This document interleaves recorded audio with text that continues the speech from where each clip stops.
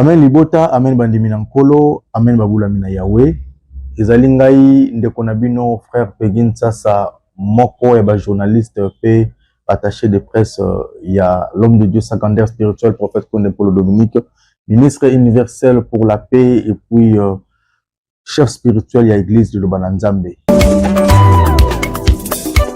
Na ye kolobana kombo ya mobandisi ya lingomba secondaire spirituel prophète Konde Polo Dominique pona koyebisa libota yankolo nyonso partout dans le monde au bozali moment oyo tozanango ezali moment ya kotelemela moto nyonso oyo azali ko malmener ou détruire au sakana na kombo ya église de Lobana Nzambe à travers l'envoyé spécial yankolo secondaire spirituel prophète Konde Polo Dominique. To constater mikolo oyo bandeko ebele ya baligablo ya mikie bamoni lokola prophète Konde Polo Dominique a commis lokola jouer na bango osali ligablo na yo omoni ke pozo bandimi il faut otiaka elongi ya prophète na ba TikTok na yo na ba vidéo na yo pona ko finga pe ko critiquer pe ko ba mabe na kombo ya église ya tata. L'homme de Dieu a lobby pe asengi na bandimi tozala serein tozala to garder foi na biso to kondima na biso oyo tozala nango envers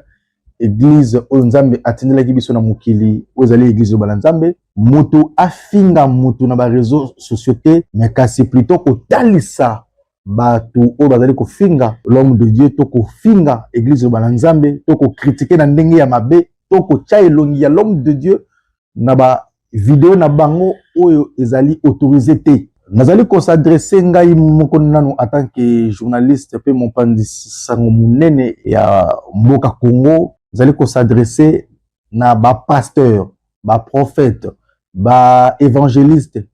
oyo bosali ba ligablo na bino oyo bozoluka ko fulama ko diembela na kombo ya prophète Konde Polo Dominique po bo fulama to bozwa ngengere to bozwa ba buzz ezala mbala ya suka. Vous avez la droite, il y a quoi afficher la photo. Il y a prophète Konde Polo Dominique, na ba vidéo na bino, il y a ko finga, ato ya ko critiquer prophète Konde Polo Dominique na église o Nzambe atindela biso na mukili. Nazali ko interpeller surtout monsieur Gauthier Bokeka, soza évangéliste, soza chanteur.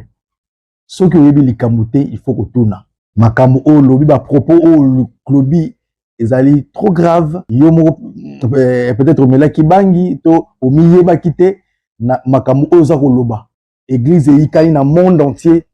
et puis prophète Konde Polo Dominique c'est le seul et l'unique prophète oyo atoni saka bastade sans publicité sans banderole sans affiche prophète oyo azanga kutu azana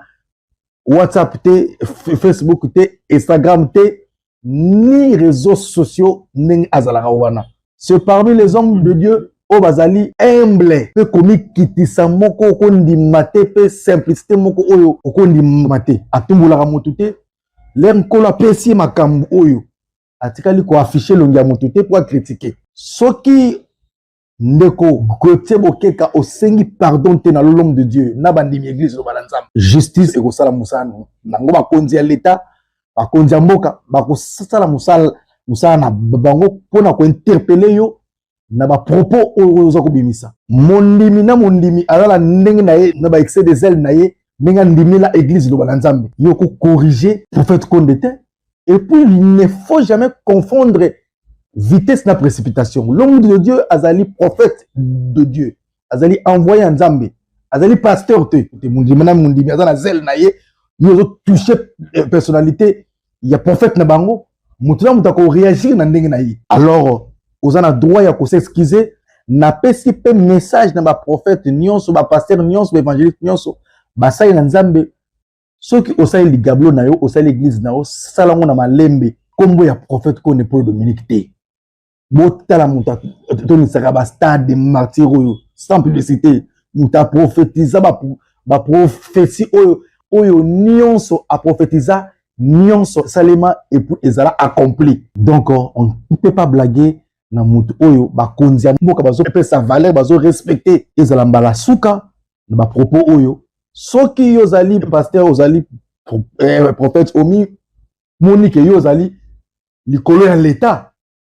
Finga sous prophète Konde totala yo. Finga lisusu to tia elongi ya prophète Konde na image na yo. Ozo lukela ba base na ba vie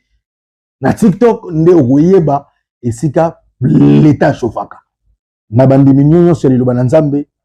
to respecter mot d'ordre ya bandisi Lingomba. Tika kimi ya nkolo eikana na mabota na bino à travers mon pepe ya ye moko mo bandisi Lingomba.